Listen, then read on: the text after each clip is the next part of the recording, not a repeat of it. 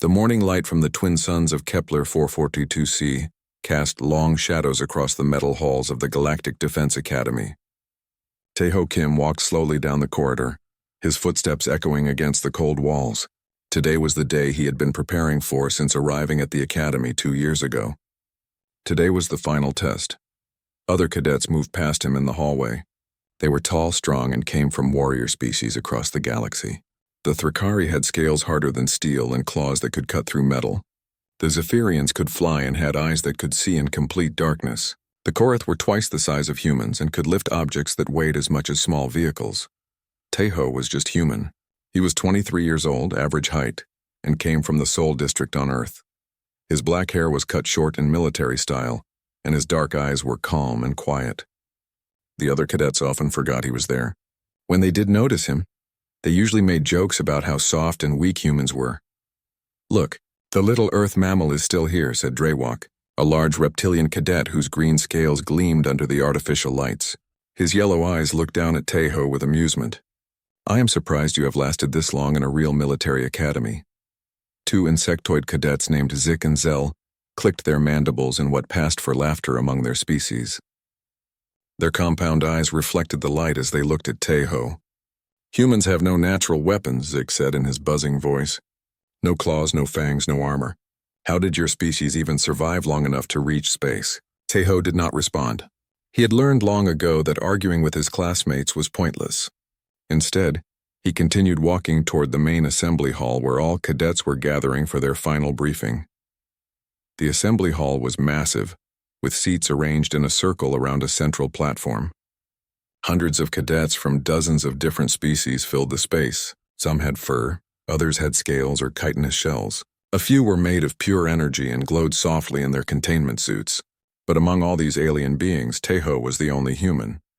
He was the first human ever accepted into the Galactic Defense Academy. Earth had only recently joined the galactic community, and most species still saw humans as primitive newcomers. The fact that one human had passed the entrance exams and survived 2 years of training had surprised many instructors. Commandant Veltar stepped onto the central platform.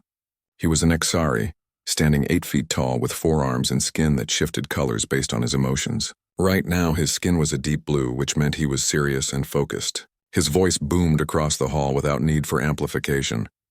"Cadets," Veltar began, "today you face your final examination. For 200 years, this test has separated true defenders of the galaxy from those who only think they are ready for real combat." The hall fell completely silent. Even the energy beings stopped their soft humming. "You will be taken to the world of Karis Prime," the Commandant continued. "This planet has been designated as a training ground because it is home to the most dangerous predator known to galactic science. The Vorthak." Several cadets shifted nervously in their seats. The Vorthak were legendary throughout the galaxy.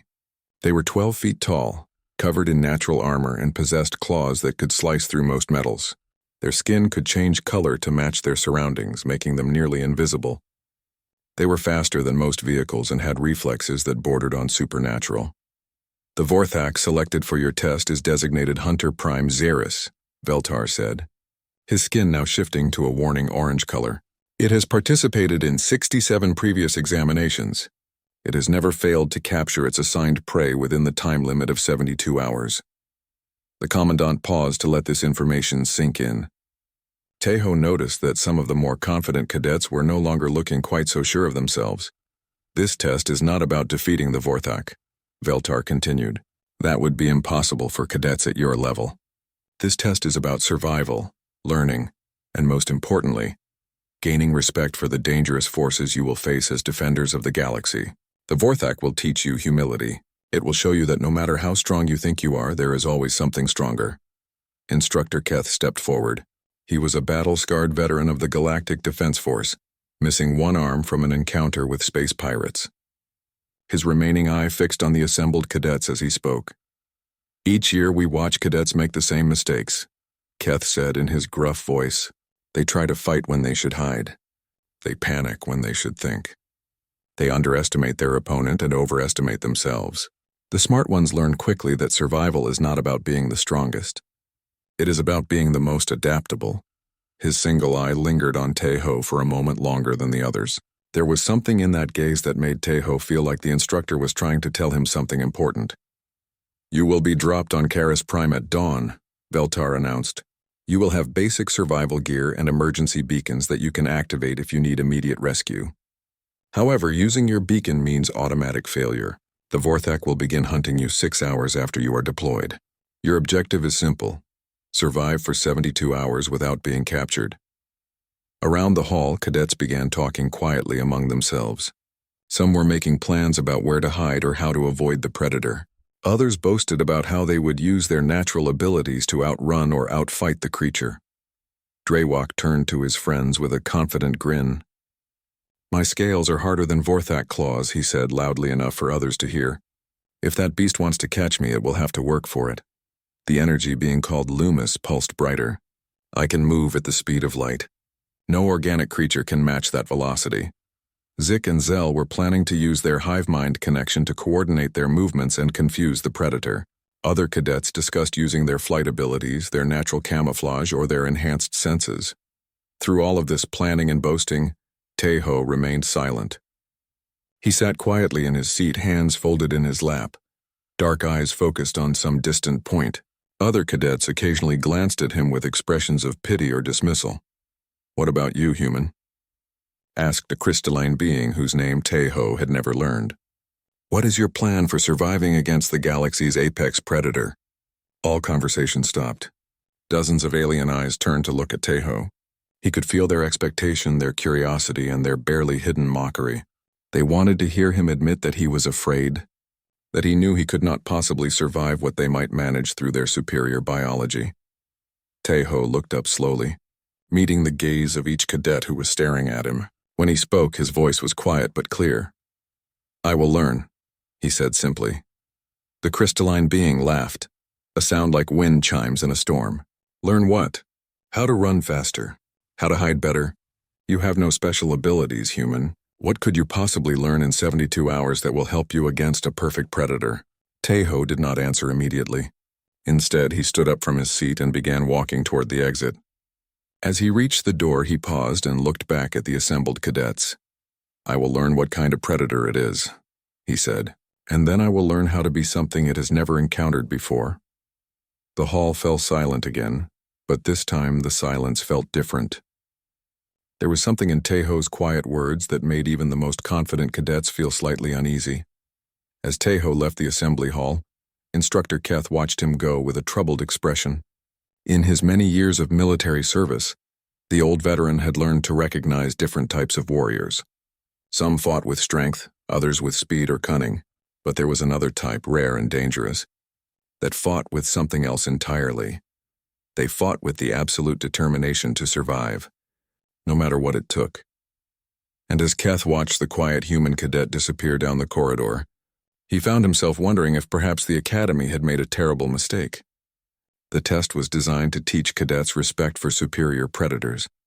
But what happened when the prey was something that had never learned to accept being prey at all? The transport ship descended through the red atmosphere of Karis Prime as dawn broke across the alien landscape.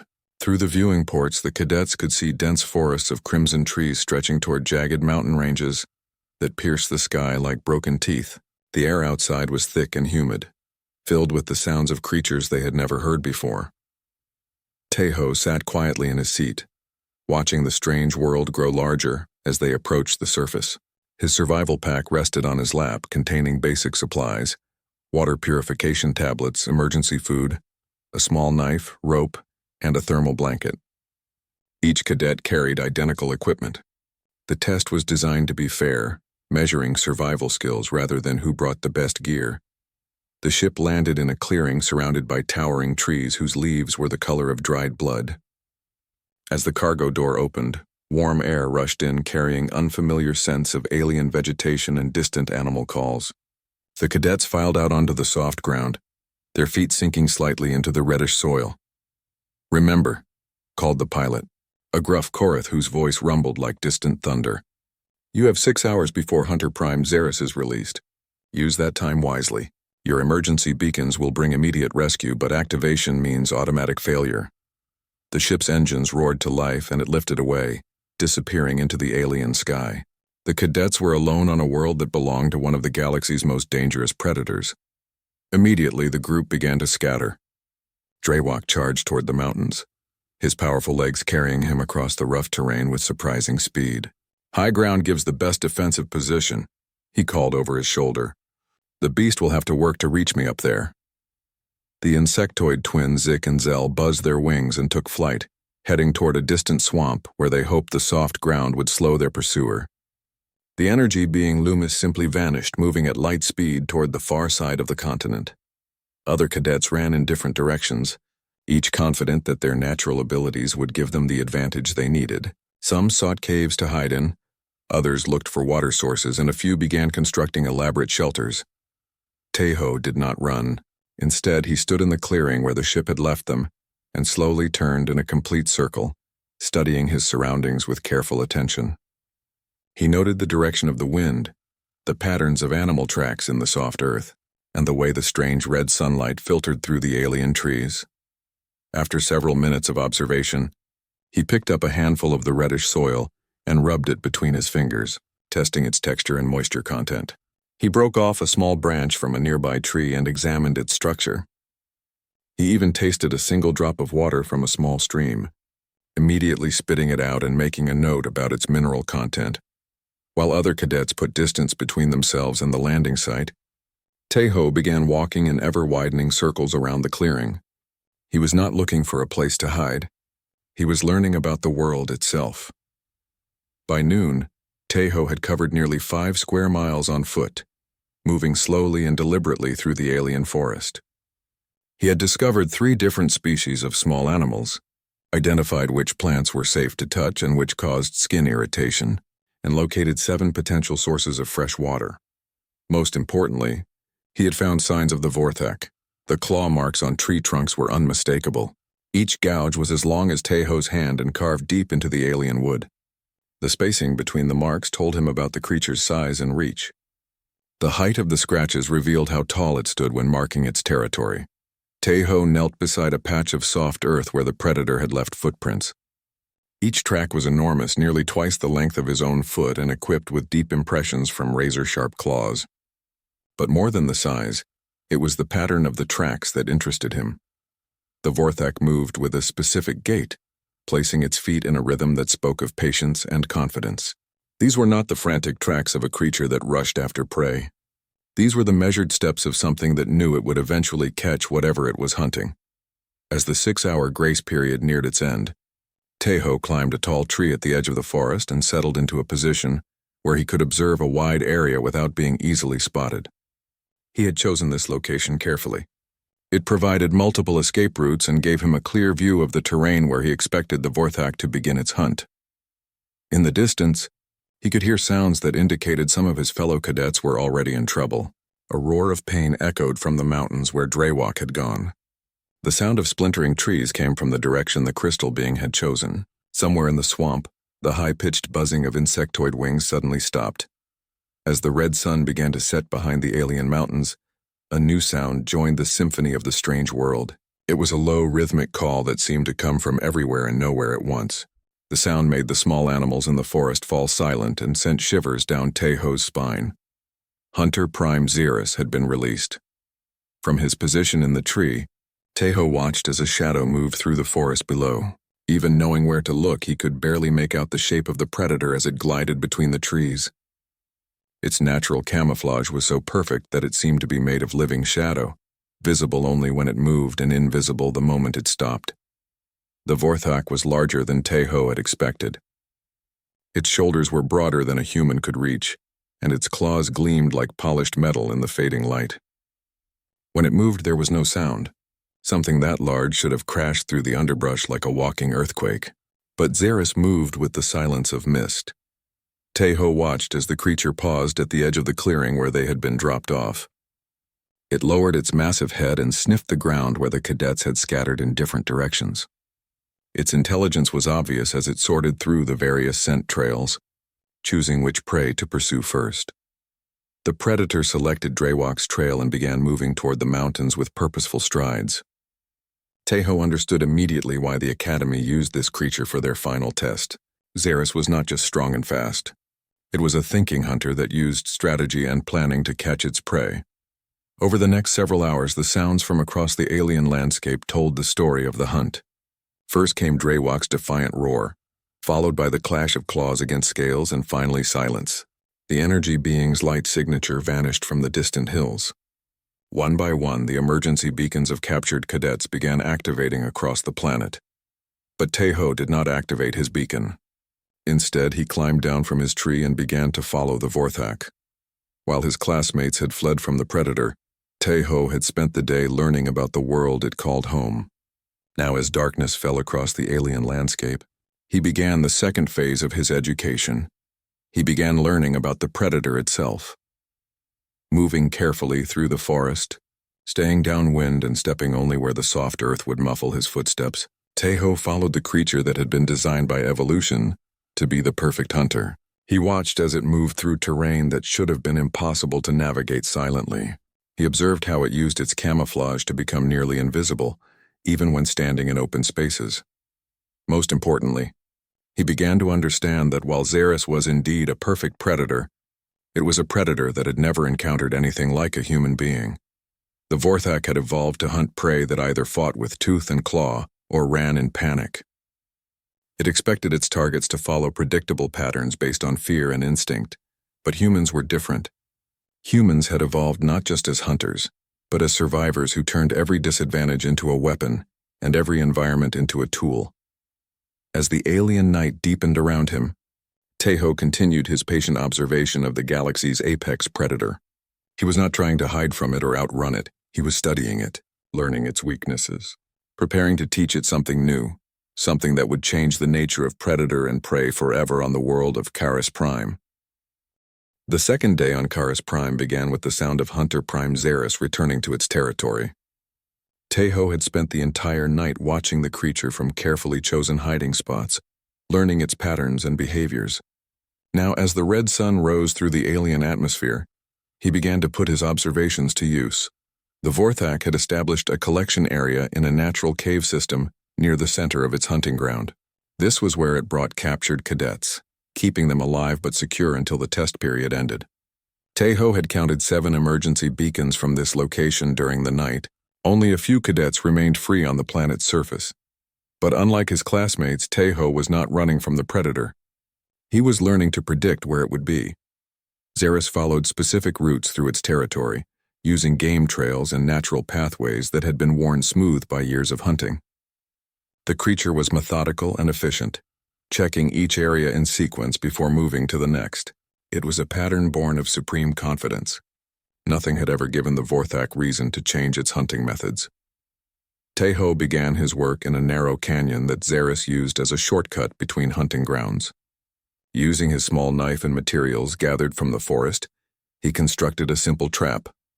It was nothing elaborate, just a carefully balanced pile of rocks positioned above the path where falling debris would block the passage without causing serious harm. When Xeris entered the canyon that afternoon, the trap triggered perfectly. Rocks tumbled down from above, startling the predator and forcing it to take a longer route around the obstruction. For the first time in its hunting career, the Vorthak had encountered prey that actively changed its environment. Xeris examined the fallen rocks with obvious confusion. Its keen senses detected human scent in the area, but the trap showed a level of planning and tool use that the creature had never encountered from prey species.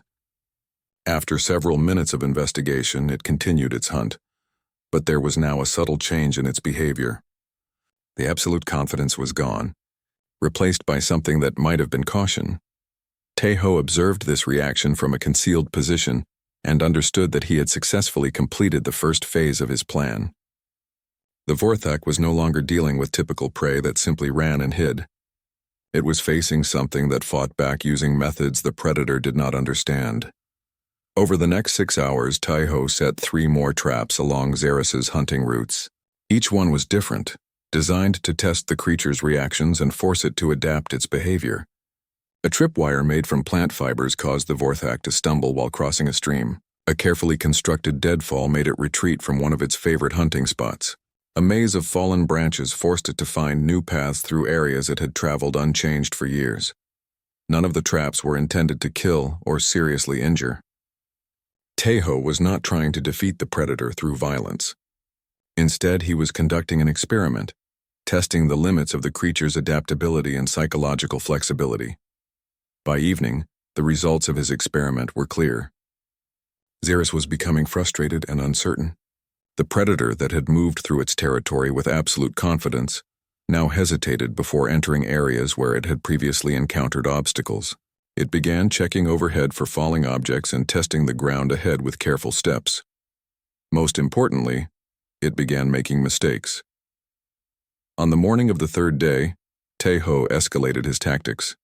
Using techniques learned from Earth's military history, he began psychological warfare against the galaxy's apex predator. The first sign appeared along one of Xerus's regular patrol routes. Tejo had arranged the bones of small animals in a careful pattern, creating a symbol that had no meaning but looked deliberately constructed. The Vorthax studied this arrangement for nearly an hour, its alien intelligence trying to understand what message its prey was attempting to communicate. The second sign was more disturbing. Tejo had carved crude marks into tree trunks along a game trail, symbols that followed the Vorthax path like a mockery of its own territorial markings. When Xerus discovered these carvings, it responded by clawing deeper gouges into the same trees, as if trying to reassert its dominance over the territory. But the most effective psychological tool was the simplest. Tejo began leaving gifts. He placed the severed heads of small prey animals in locations where Xerus would find them during its daily hunts. Each head was positioned to face the direction the predator was traveling, as if watching its approach. The arrangement was clearly artificial, too deliberate to be natural, too organized to be accidental. The effect on the Vorthax was immediate and profound. Xerus began avoiding these areas entirely, taking longer routes to reach hunting grounds it had used for years. The creature that had inspired fear across the galaxy was developing its own fears, jumping at unexpected sounds and shadows.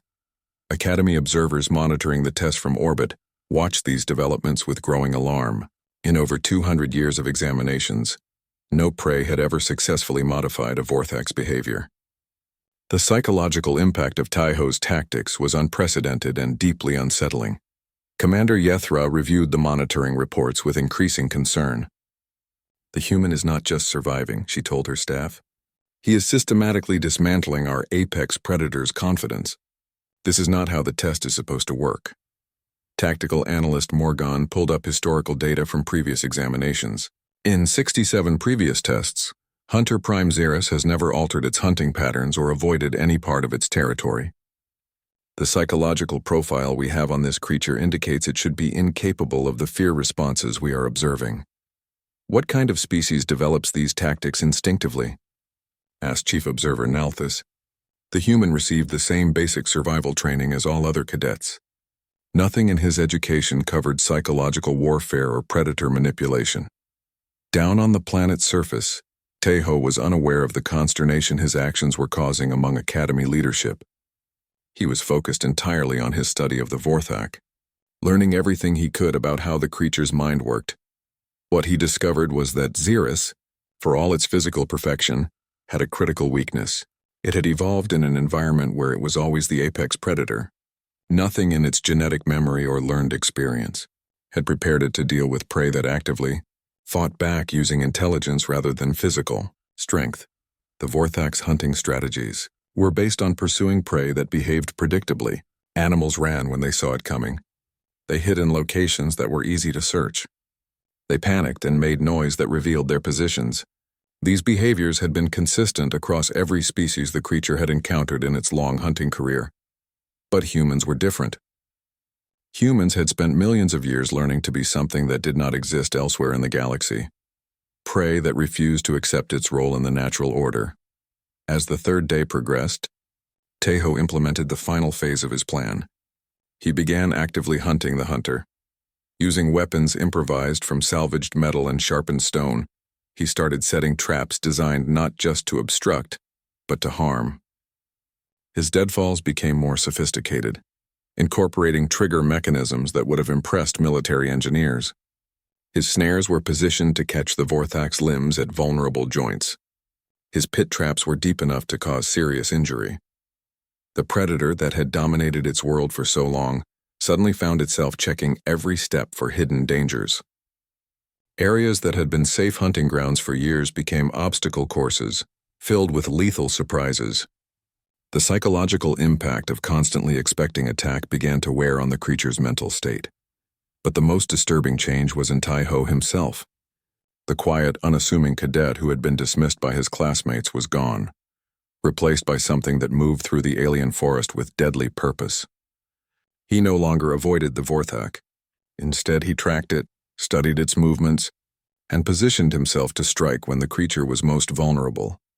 The roles of predator and prey had completely reversed. By sunset on the third day, Hunter Prime Xeris was no longer hunting. It was hiding, cowering in its cave system with its captured cadets, afraid to venture into a territory that had become hostile and unpredictable. And somewhere in the crimson forest of Caris Prime, a human was preparing to teach the galaxy's apex predator what it truly meant to be afraid. Dawn on the third day brought something to Caris Prime that had never existed in the planet's long history. A Vorthak that was afraid to hunt. Hunter Prime Xeris crouched at the entrance to its cave system, massive claws digging grooves in the stone floor. Its natural camouflage flickered between colors as conflicting instincts warred within its alien mind. Every evolved instinct told it to venture out and continue the hunt. But recent experience had taught it that the world beyond the cave had become dangerous in ways it did not understand. The captured cadets huddled in the deeper chambers of the cave could hear their captor's distress. Draywalk, whose scales bore fresh scratches from his failed attempt to fight the predator, whispered to the others in amazement. "It has been pacing for hours," he said. "Listen to those sounds.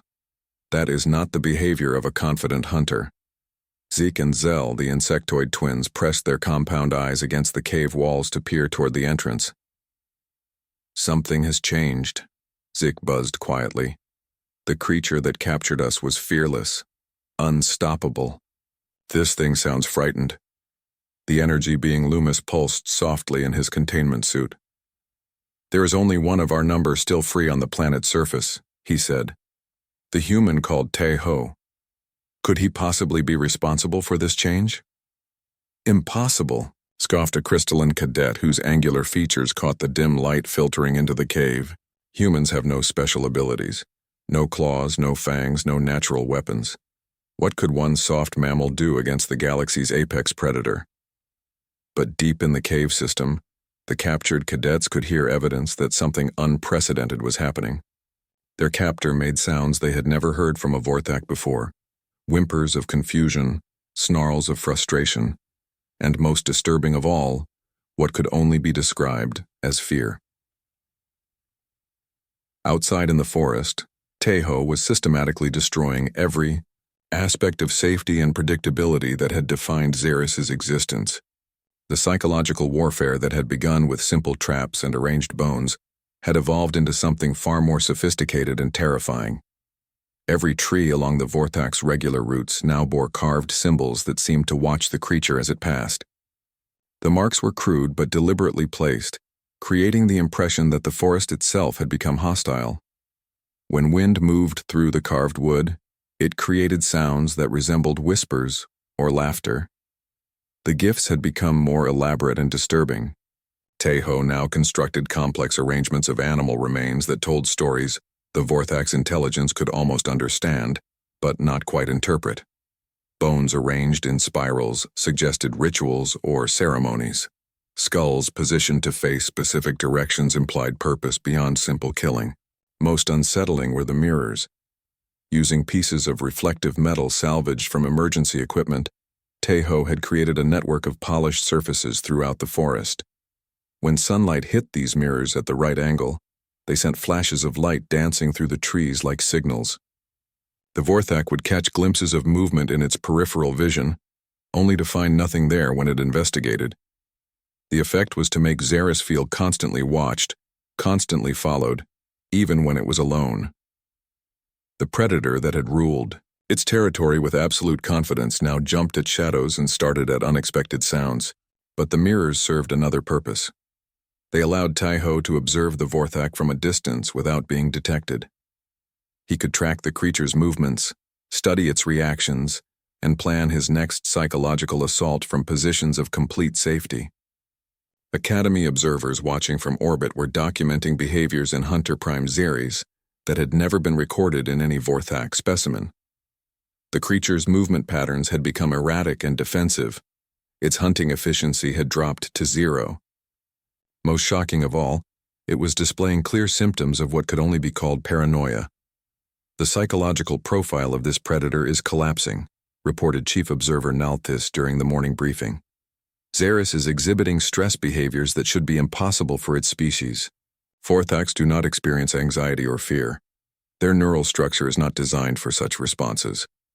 Commander Yethra studied the monitoring data with growing alarm. How is one human cadet accomplishing what entire military units have failed to achieve? We have records of full battle fleets engaging Vorthak packs without producing these kinds of psychological effects. The human is not using superior firepower or overwhelming force, observed tactical analyst Morgan. He is attacking the creature's fundamental assumptions about how the world works. The Vorthak expects prey to run, hide, or fight with instinctive responses. Instead, it is facing something that plans, adapts, and uses the environment as a weapon. Down on the planet's surface, Tae-ho was implementing the most dangerous phase of his campaign against the apex predator. Having spent days learning Xeres' patterns and weaknesses, he began direct stalking. The Vorthak had finally ventured out of its cave system, driven by hunger and the biological imperative to hunt. But instead of the confident predator that had terrorized the galaxy, Xeres moved like a creature expecting attack from every direction. Its natural camouflage flickered constantly as stress responses fought with hunting instincts. Tae-ho followed 20 meters behind, moving through the forest with skills that would have impressed professional soldiers. He had learned to step where the alien soil would not betray his passage. His breathing had synchronized with the rhythm of the wind through the trees. Even his heartbeat had slowed to match the natural pulse of the forest around him. When the Vorthak paused to investigate a suspicious sound, Tae-ho became motionless. When it moved, he flowed through the undergrowth like a shadow. He had become something that did not exist in the creature's evolutionary experience. Prey that hunted the hunter.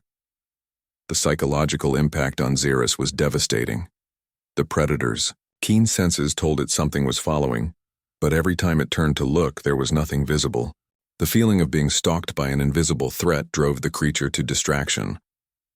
Tae-ho began leaving fresh signs of his presence just close enough for the Vorthak to detect. A broken branch here, a disturbed patch of soil there, the lingering scent of human sweat carried on the wind. Each sign was positioned to suggest that the stalker was always just out of sight but never far away. The effect was to turn the Vorthak's own heightened senses against it. Every natural sound became a potential threat. Every shift in wind direction brought new scents that might indicate danger. The sensory abilities that made Xeres such an effective predator now served only to increase its paranoia and fear. By midday, the apex predator was exhibiting behaviors that violated every principle of its species. It moved in unpredictable patterns, abandoning efficient hunting routes for random wandering. It wasted energy checking and rechecking areas it had already searched. Most shocking of all, it began vocalizing its distress with calls that echoed across the alien landscape. In the cave system, the captured cadets listened to these cries with growing amazement and horror. They were hearing something that should have been impossible. The sound of the galaxy's most feared predator begging for mercy. "What kind of creature is our human classmate?" whispered Drewok. "We thought he was the weakest among us, but he has done something that entire civilizations have failed to accomplish. He has made a Vorthak afraid." The insectoid twins clicked their mandibles nervously. "Perhaps we never understood what humans really are," Zik said. "We saw their lack of claws and fangs as weakness. But maybe those are not the weapons their species uses." As the day progressed, Tae-ho escalated his psychological warfare to its final stage. He began making his presence known directly, allowing the Vorthak to catch glimpses of him at the edge of its vision. Never long enough for a clear view. Never close enough for the creature to mount an attack. but enough to confirm that its invisible stalker was real. The effect on Xeris was immediate and total breakdown. The predator that had moved through its territory with supreme confidence now cowered behind trees and jumped at falling leaves. Its hunting behavior had completely collapsed, replaced by the desperate flight responses of terrified prey. When night fell across Karis Prime, Hunter Prime Xeris retreated to its cave system and refused to emerge. For the first time in its long hunting career, the galaxy's apex predator had abandoned the hunt, and somewhere in the darkness of the alien forest, a human sat by a small campfire, calmly sharpening improvised weapons and planning the final lesson he intended to teach a creature that had never learned what it meant to be afraid. The predator was supposed to have been the lesson. Instead, it had become the student in a course on survival that would change the galaxy's understanding of what humans truly were. Mediator Thane sat in his command chair, but it no longer felt like his ship. The humans had done something impossible. They had taken control of his vessel without destroying it. Every system worked, but not the way it should. His weapons would not fire. His engines would not move the ship. Even his communication systems only worked when the humans allowed it. The human fleet surrounded his ships like hunters around trapped animals. But these hunters were different. They did not kill. They waited. They watched. They learned. "I demand to speak with your leaders," Thane said into the communication device. His voice shook with anger and something else, fear. The response came quickly. "This is Captain Lee Daehyun. I speak for humanity in this matter." Thane looked at the screen showing the human captain. Lee appeared calm. Too calm for someone whose species had just been threatened by the most powerful alliance in the galaxy. This calmness worried Thane more than any weapon could. "You cannot do this," Thane said.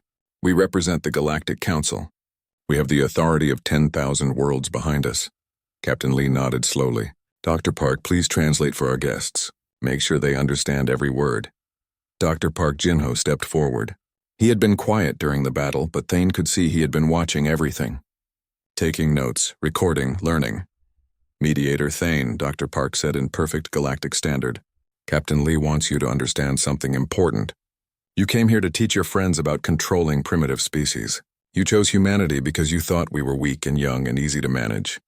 Dr. Park paused. His smile looked friendly, but his eyes were cold as space. "You were wrong about everything." On the viewing screen, more human ships appeared. Not the crude vessels Thane expected from a young species. These ships moved with purpose and precision that spoke of centuries of military experience. "How many ships do you have?" Thane asked. "Enough," Captain Lee replied. "But you are missing the important question. You should ask how fast we can build more." Engineer Kim So-min stepped up to another console.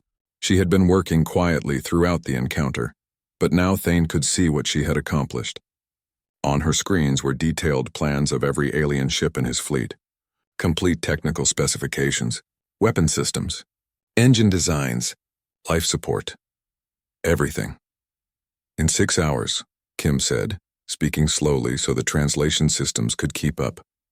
"I have learned more about your technology than most of your own engineers know.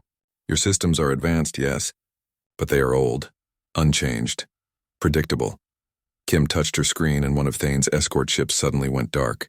All power systems shut down. Then just as quickly, power returned.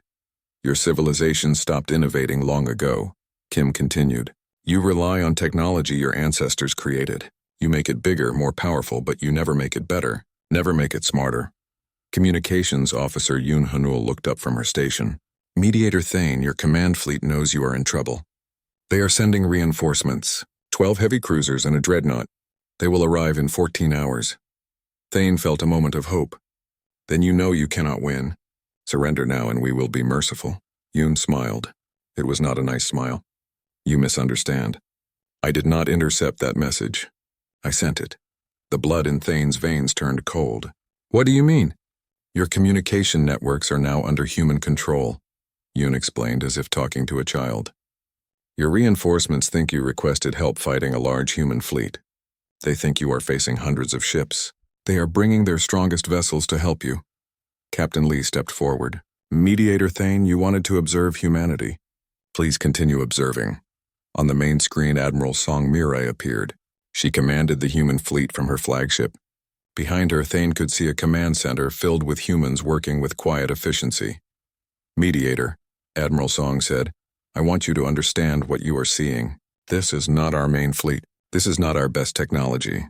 This is just the ships we had nearby when you decided to attack us." The Admiral gestured to something off-screen. "My engineers have been studying the wreckage of the mining platform you destroyed. Do you know what they found interesting?" Thane said nothing. The platform was unmanned, but it contained our latest mining AI. That AI had been operating for 6 months, learning to extract resources from asteroids more efficiently than any method your species uses. In 6 months, it became better at resource extraction than your civilization achieved in 6,000 years. The Admiral paused to let this sink in. "Now imagine what 4 billion human minds can accomplish when they decide your species is a threat." Dr. Park stepped forward again. "Mediator, you study primitive species. Let me teach you about humanity. We evolved on a world where everything tried to kill us. We survived not by being the strongest or the fastest. We survived by being smarter than everything else." Park gestured to the alien ships floating powerless around them. "We learned to hunt in groups. We learned to share information. We learned to adapt to any environment. Most importantly, we learned to turn every challenge into an opportunity." Captain Lee moved to the center of the bridge. "You brought superior technology to fight a species that spent millions of years learning to defeat superior opponents. You brought advanced weapons to fight a species that turned rocks and sticks into tools of conquest." The captain's voice remained calm, but his words carried the weight of absolute certainty. "You made one critical mistake. You assumed that because we are young, we are inexperienced. Human civilization may be young, but humanity is old. We have been fighting and winning impossible battles since before your species discovered fire." Engineer Kim looked up from her console. "Mediator, in the last 6 hours, human engineers across the solar system have been reverse engineering your technology. Not to copy it, to improve it. By tomorrow, we will have weapons and defenses based on your designs but built with human innovation." In 1 week, Communications Officer Yoon added, "We will have communication systems that make yours look primitive." In 1 month, Admiral Song concluded, "We will have ships that can outfight anything in your fleet." Captain Lee walked closer to the communication screen. "But here is what should really worry you, Mediator Thane. We will not stop there. Humanity does not just survive superior forces. We study them. We understand them. We become them." The captain's next words fell like hammer blows. "And then we become better than them." Mediator Thane stared at the humans around him. He had come to demonstrate how to control a primitive species. Instead, he had unleashed something that would change the balance of power in the galaxy forever. The humans were not primitive. They were apex predators who had learned to hunt among the stars. 6 months after the encounter in Earth's solar system, the galaxy was a different place. The news had spread faster than anyone expected. The story of humanity's defeat of the Galactic Council's demonstration fleet became known throughout civilized space as the Human Warning. Dr. Park Jin-ho stood in his new office on Luna Station, Earth's moon. Through the wide windows, he could see human ships coming and going. Not the small research vessels of before, but sleek warships that combined human innovation with improved alien technology. The sight still amazed him. His title was now Director of Galactic Relations, but his job was not what most people expected. He did not negotiate trade deals or cultural exchanges. He made sure every species in the galaxy understood exactly what humanity could do when threatened. A soft chime indicated an incoming message. Park activated the communication system and saw a familiar face. It was Ambassador Veltar of the Nexus Coalition, one of the more reasonable alien governments. "Director Park," Veltar said with obvious nervousness, "my government wishes to clarify our position regarding the recent border expansion near the Ross system." Park smiled politely. "Of course, Ambassador. Please proceed. We want to make clear that our ships were conducting routine surveys only. We have no territorial claims in that region. We respect human sovereignty completely." Park nodded. "I appreciate the clarification. However, our long-range sensors detected weapon signatures from your survey fleet." Veltar's skin changed color, a sign of distress in his species. "Those were standard defensive systems only. We would never consider aggressive action against humanity." "I understand," Park replied calmly, "but I hope you understand our position as well. Human space is clearly marked. Any armed vessels that approach our borders without permission will be treated as hostile. Of course, Director, it will not happen again. After ending the communication, Park turned to his assistant, a young human woman named Lee Ji-yeon. She had been taking notes throughout the conversation. Send a summary to Admiral Song, Park instructed. The Nexus Coalition is testing our boundaries, but they are still afraid to push too hard. Lee nodded and began preparing the report. This was the new reality. Every alien government in known space was carefully watching humanity's reactions. They all remembered what happened to Mediator Thane's fleet.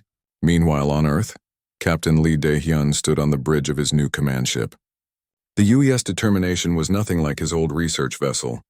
This ship was built with one purpose: to show the galaxy that humanity could not be intimidated.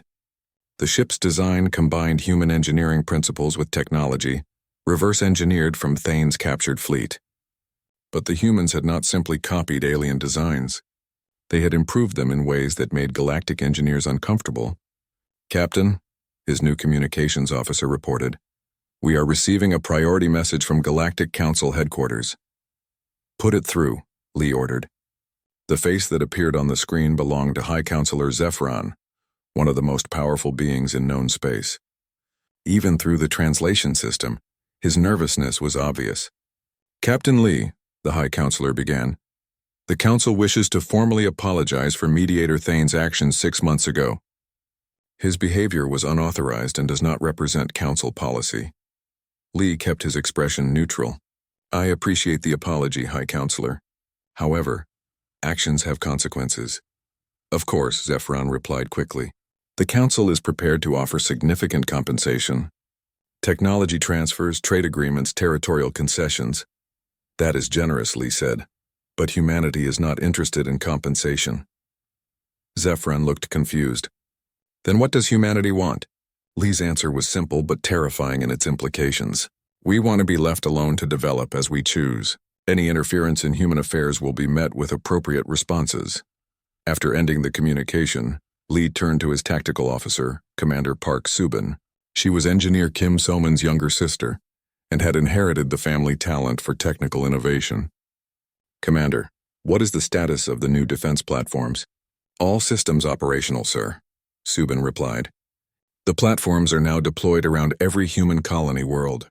Each one is equipped with weapons based on our analysis of Galactic Council technology. And their effectiveness? Subin smiled. Our simulations suggest that each platform could disable a Galactic Council heavy cruiser in under 2 minutes. This was the new human strategy. They did not seek to conquer the galaxy. They did not want to rule over other species. They simply wanted to make the cost of threatening humanity so high that no rational government would consider it. On the other side of the galaxy, Mediator Thane sat in a small office reviewing reports. His career was over. The Galactic Council had reassigned him to cataloging trade disputes between minor species. But he continued to study humanity, trying to understand what had gone wrong. His latest report made disturbing reading. Human technology was advancing at an impossible rate. In 6 months, they had developed faster than light communication systems that exceeded anything the Council possessed. Their ships were appearing in distant systems not to conquer but to explore and establish research stations. Most worrying of all, other young species were beginning to copy human strategies. Several civilizations had recently rejected Council authority, citing humanity's example. The galaxy's carefully maintained order was breaking down. Thane's final report to the Council contained a single recommendation. Avoid all contact with humanity except when absolutely necessary. Do not attempt to threaten, control, or intimidate them. The species that survived by outwitting predators has turned survival into a science. Engineer Kim So-man, now Director of Human Technological Development, stood in a laboratory on Mars reviewing the latest innovations. Her team had been working on projects that would have seemed impossible a year ago. The new engine designs are ready for testing, her assistant reported, based on our analysis of Council technology but with human improvements. How much faster than Council ships? Kim asked. Conservative estimates suggest 50% improvement in speed and efficiency. Kim nodded approvingly. And the new weapon systems? Even more impressive. We have essentially weaponized human creativity. The weapons adapt to whatever defenses they encounter. This was humanity's greatest advantage. While other species built bigger versions of existing technology, humans built smarter technology. Every human innovation was designed to learn and improve itself. Communications Officer Yoon Hanul, now head of Human Intelligence Operations, monitored alien communications from her station on Titan. The intercepted messages told a story of fear and confusion throughout the galaxy. Alien governments were struggling to understand how humanity had advanced so quickly. Their intelligence services tried to infiltrate human space but found it impossible. Human security was not based on keeping secrets. It was based on making those secrets worthless by constantly developing new ones. "Director," her assistant reported, "we are detecting increased military activity in the Velkari Empire. They appear to be preparing for something." Yoon studied the data carefully. "Send a message to all human fleet commanders. The Velkari may be planning another demonstration. Make sure they understand that we are ready." Admiral Song Mirai received the warning on her flagship as it patrolled the outer edges of human space. Her fleet was larger now, and every ship was crewed by humans who had learned valuable lessons from the first encounter with galactic civilization. "Admiral," her tactical officer reported, "long-range sensors detect a Velkari battle fleet moving toward human space. Estimated time of arrival 6 days." Song studied the tactical display. The Velkari fleet was massive, much larger than Thane's original force. But she was not worried. "Signal the fleet," she ordered. "Prepare for Operation Mirror. The Velkari want another lesson. We will give them one they will never forget." The galaxy was about to learn that the human warning was not an empty threat. Humanity had spent 6 months preparing for this moment. They had not wasted time on revenge or conquest. They had focused on one simple goal: making sure that no alien species would ever again mistake human caution for weakness. The predator that was supposed to teach had become the lesson. The humans who were supposed to learn had become the warning that echoed across the stars. And that warning was simple: never underestimate a species that turned cooperation into conquest and curiosity into a weapon. In the depths of space, human ships moved with purpose and precision toward their destiny. They were no longer the young species that had been chosen for a demonstration. They were the apex predators of the galaxy, and they were ready to prove it once again.